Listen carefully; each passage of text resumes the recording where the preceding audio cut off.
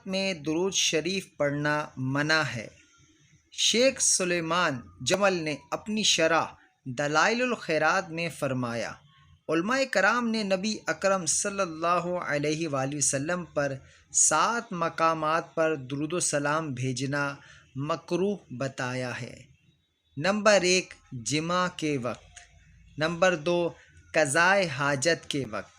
Number 3، خرید و فروخت کے وقت۔ نمبر 4، پھسلتے وقت۔ نمبر 5، تعجب کے وقت۔ نمبر 6، جانور کو ذبح کرتے وقت۔ نمبر 7، چھینک کے وقت۔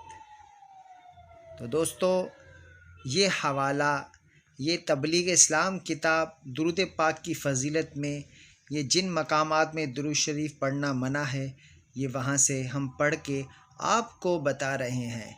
تو آپ کو ہماری یہ ویڈیو کیسی لگی، کامنٹس باکس میں کامنٹس کر کے ہمیں ضرور بتائیں، اور ہمارے چینل کو سبسکرائب اور بیل آئیکن کے بٹن کو بھی دبائیں کہ آپ کو ہماری نئی آنے والی ویڈیو کا نوٹیفیکیشن بھی ملتا رہے۔